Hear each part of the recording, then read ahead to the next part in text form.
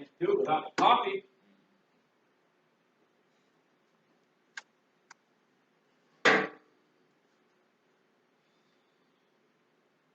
What's up, guys? We are going to be doing some podcasts and some other content, so keep an eye out for some of that stuff on our Instagram, which is Big Ben Strength and Conditioning, and Facebook, same thing, Big Ben Strength and Conditioning. Today, we're going to talk a little bit about a training environment and what makes up a good training environment, what makes up not a good training environment, and how you kind of recognize and change that. And so today we've got Will, who is on the weightlifting team. He is going to be competing at nationals next weekend. Yep, not this weekend, next weekend out in California, 2019 nationals. So we just got done with training. What did you do today? We had workout 2 second competition lift in the snatch. I hit 190 today, and we just had Pounds. Not kilos. And then just light clean and jerk percentages. Okay. So your background, kind of where did you come from as far as sports go? Yeah, I've been playing baseball year round since I was 7 years old, and How old are you now? 17. So I started going to a sports training facility when I was 9 or 10, and I stuck with that for a long time. And the whole goal of that was to get better at baseball.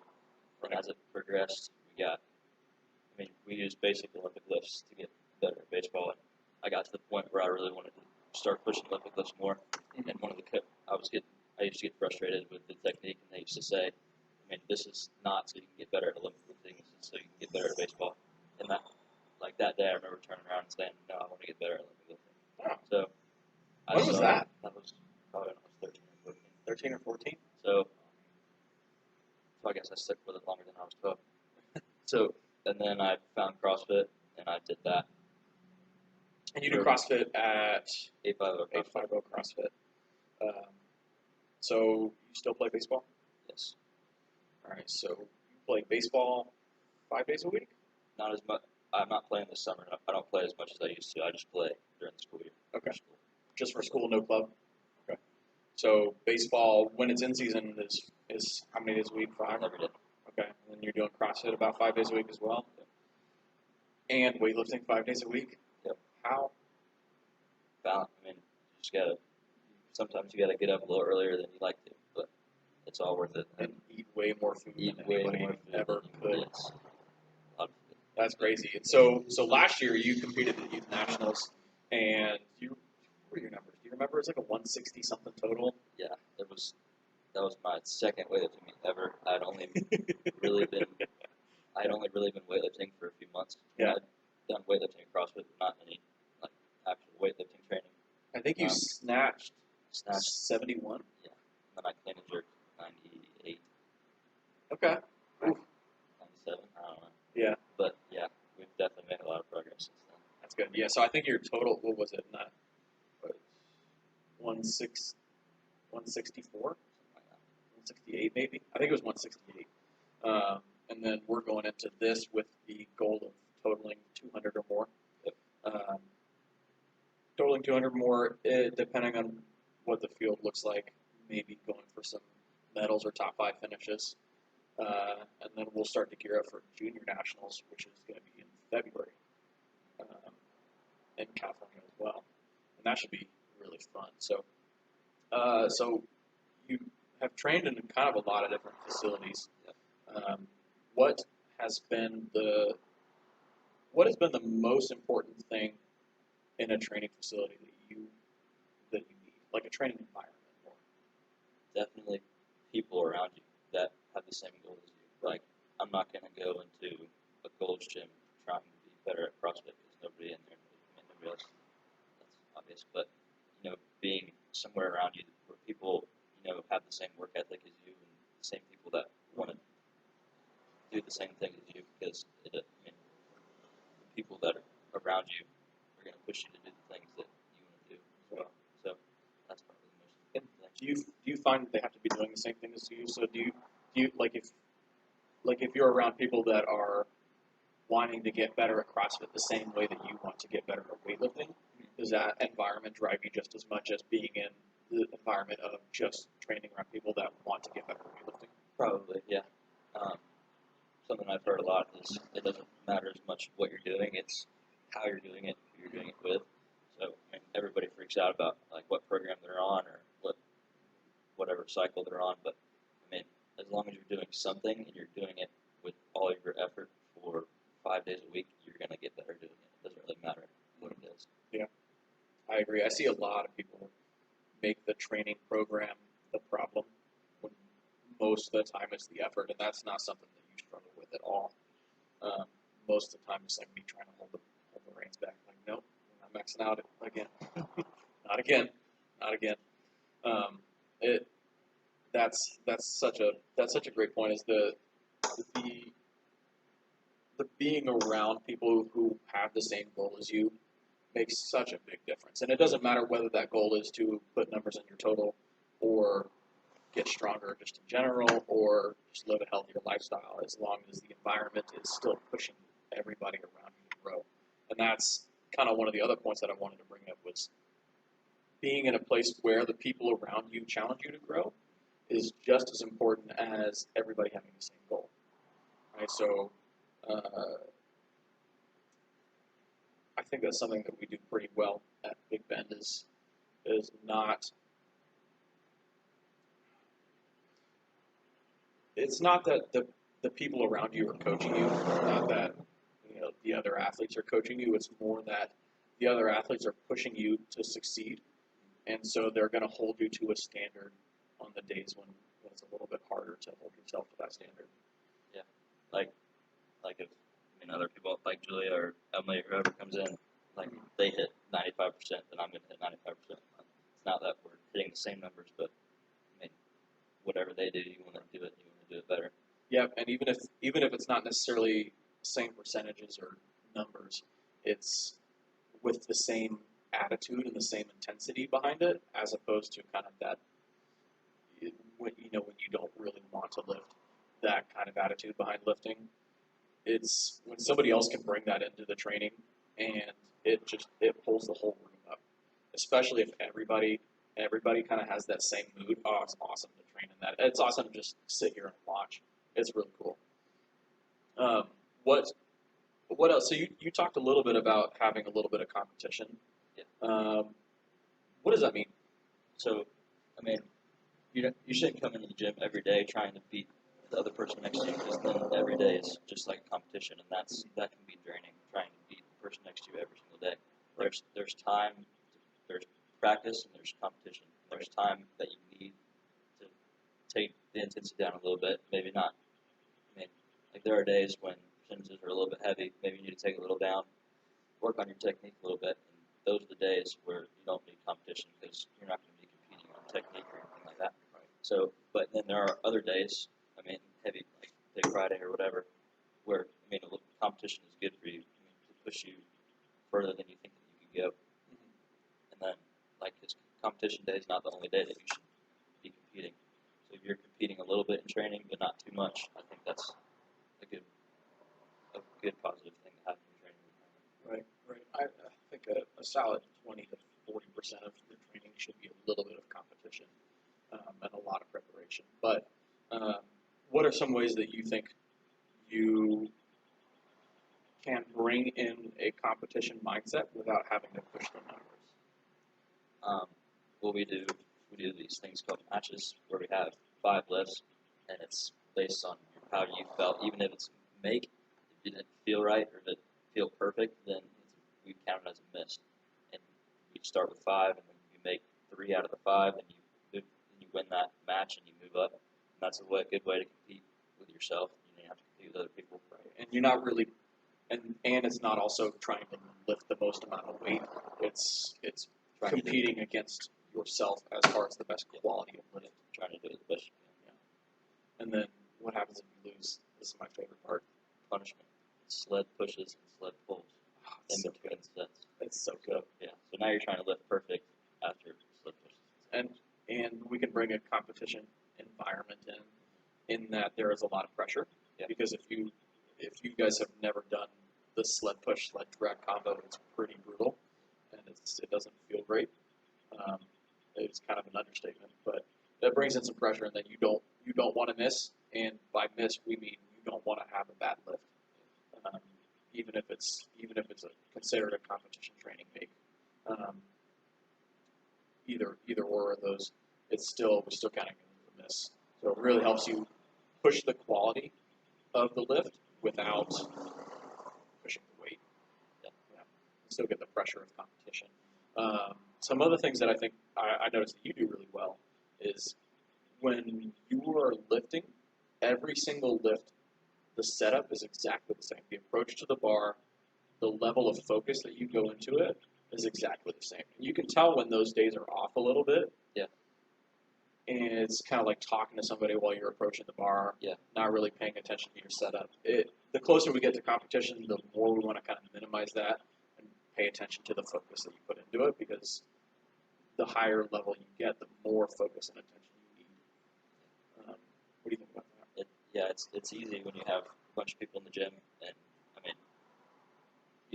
all your friends are in the gym. You want to talk and socialize and whatever, and that goes into the different states of the nervous system that you have. You can't really lift that well when you're just kind of socializing, not focused. Like walking up the bar and talking to somebody, you're not focused on the bar, and then you can.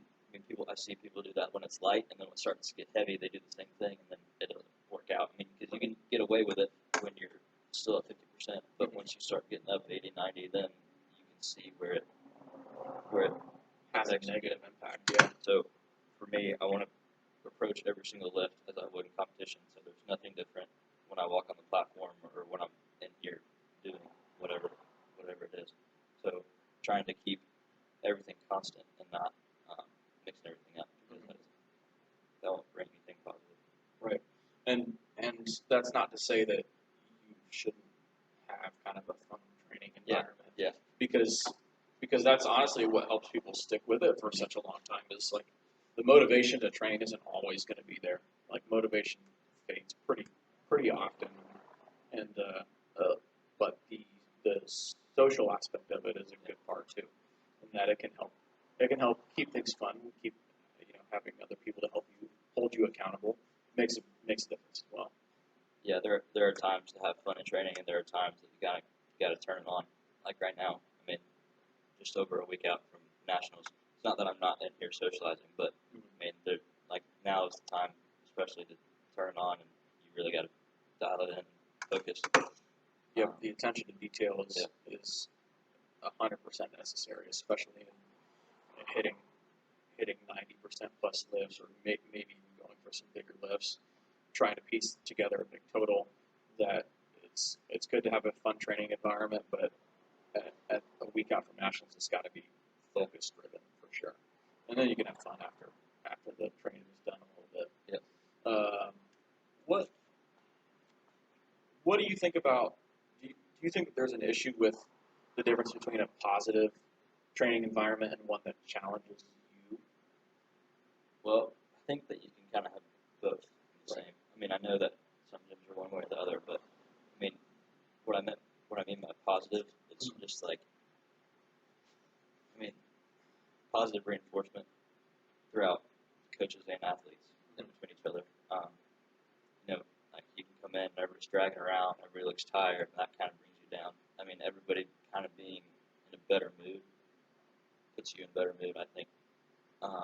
So having that, and then still having the challenging side of it, I think you can do both pretty well. But you got to find a balance between the two.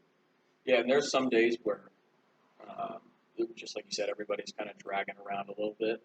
And in that setting, still being challenging, I personally think is a good thing. I know that it kind of can rub people wrong that in that moment, because it is frustrating. Like if you're dragging and you don't really want to lift and don't have the attention to focus on your technique. I personally am still not going to let you not focus on it, but still trying to create a positive environment where positive reinforcement is good, but it doesn't. I find that it's not very constructive. it helps people feel better, but I don't find that it helps people actually make progress. And so trying to have a good balance, we call that a compliment sandwich, where you go, man, that was a really great lift, but we got to work on keeping your heels down in that pull a little bit longer. But that jerk looks really easy, So mixing the two a little bit helps people with that positive reinforcement, but still focus on the things that they need to get done.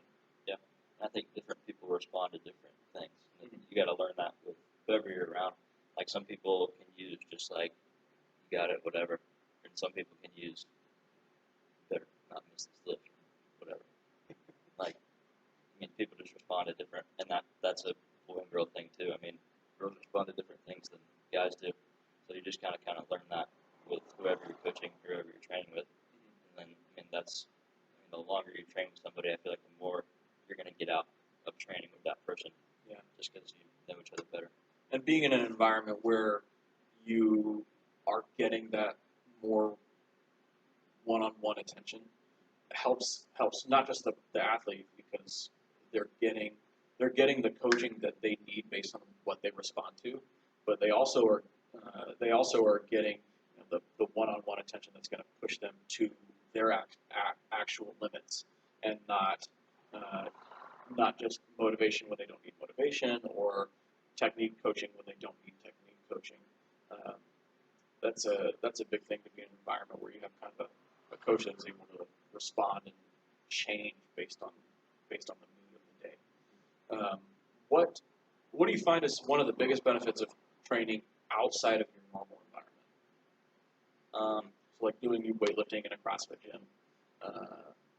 Yeah, I think that's good because obviously your competition platform is going to be different than what you're used to. And being able, because I mean sometimes somebody's going to walk in front of you or somebody's going to do whatever. You just got to be able, and that comes back with the focus. I mean, when you're focused on when you're focused on your lift, you don't really see much in front of you. Like try to focus on that. Right. And it's easy. I mean, like somebody can be talking right in front of you or literally 3 feet in front of you. You just can't let that get in your head, and then there might be something like that. I mean, if you're at a competition, there's like a bright light somewhere or something. I mean, being able to compete in different environments is really beneficial to be able to kind of stay in your same mindset wherever you are. Yeah. That's something that's always kind of crazy is when you post some of your videos from the CrossFit gym on True Coach, and there's just like somebody standing right in front of you, or just like stands and looks you right in the eye in the middle of a lift. I'm like, how is he doing this? This is insane. But I know that you're never going to get distracted in a competition. It's not even a thought. We do that sometimes here with people who do get distracted in competition. We'll just throw things across the room while they're lifting. Right. Yeah. It helps a lot, actually. Or just standing in front of people so that they're used to a down signal. Yeah. Because that's a big thing as well. Yeah. And then like at a meet, you're going to have a lot more eyes on you. And you were used to training like by yourself where nobody's watching you, and then you go out to nationals where there are a lot of people in the crowd, then it's a lot different. And you probably feel a little bit different because there are a lot more eyes on you, and that can add a little bit more pressure. But right. I mean, because like some people get in their setup and then they're about to lift and then they stop and they're like, "Why are you looking at me?" That kind of thing. So I hate that so much. It bugs the crap out of me. So yeah, just being able to not see anything else around you and focus on your lift is huge. Do you think that you've developed that because you trained in a CrossFit gym? Yeah. Was it like that at the sports training facility as well? Just was it a lot of people, or was it? Oh yeah, it was. I mean, you were in the class with like 15, 20 people. So, wow. I mean, yeah, everybody was doing the same thing as you. People were just walking around. But yeah, I guess it never really bothered me. Yeah. Okay. Let's see. So we've talked about what makes a really good training environment. What do you think are some things that need to be removed from a training environment? Negative people. Negative people. What does that mean? I mean, everybody's gonna have an off day. I mean, and this goes for me too. Like, you're gonna come in the gym some days feeling not great, and you're not gonna be on your, in your best mood, and that can happen some days. But day every day they're negative and Right. always have a bad attitude about whatever, making excuses. I mean, that there's no place for that in a weightlifting gym or any gym, I think. So, I mean, I'd say do your best to stay away from those types of people. Yeah, that's something I talked about. There's a blog post that I think went up this morning. And so this is going to come out on Monday. Um, called you're the sum of the 5 people you hang out with the most or surround yourself with the most. And I think that is 100% spot on. If in both cases, if you are surrounding yourself with people who are challenging you to grow, you're going to get better. Which means that sometimes you need to change up your training environment and get around people who are lifting way more than you. And as well as that, if you are bringing down the 5 people that are around you, what can you do to grow to start to challenge other people? Because both sides of that are equally as important. You don't want to be the weak link in the crew, and you also don't want to be the strongest person in your gym either. You need to find a new gym if that's the case. Yeah, so check that blog post out. There's some really good stuff in there. Is there anything else that we wanted to talk about as far as the training environment? What else could be some negative things? I think negative people is a big one. I think being in a gym where it's kind of clear that nobody knows what they're doing. Yeah. That's kind of a no-brainer, but sometimes it's hard to tell. So are there things that you've seen where you can kind of recognize when the person doesn't know what they're doing and need to find a different place? Yeah, what do you think? Yeah, I mean, when you're coming into a gym like as a beginner, and somebody's saying things to you, you're always going to think they're right because I mean they're. But I mean, Right. and that can be kind of hard to pick apart. And a big part for you is educating yourself about whatever you're trying to get better at, Right. because you can't depend on all your sources to come from one person. Yep. You got to research what you want to get better at, and then that way you can make a better, more educated decision on what's better for you and where you should be training and what you should be doing and who you should be doing it with. Yeah. So Take some ownership over your training. Yeah, for sure. Yeah. That's a good point. Okay, cool. Well, so we got nationals coming up next weekend. Keep an eye out for a big total there. It's going to be exciting. Anything else you wanna say? No. Okay. Yeah. All right. So go ahead and follow us on Instagram. Big Ben Strength and Conditioning is the gym. Facebook, same thing. Big Ben Strength and Conditioning. Our YouTube channel, Big Ben Strength and Conditioning, where we're going to be posting a podcast once a week. We're going to have some training footage for Fridays that are going to be going up as well, and we'll probably do some technique stuff or some movement demos, different things throughout the year based on where we're kind of starting to go for. You want to put your social media stuff up? I don't know who else to follow me on Instagram, but it's Will Landsberg 10. Go follow Will Landsberg 10. Will_Landsberg 10, and that's where we're probably going to be able to see him. Did you post your double body weight back squat up?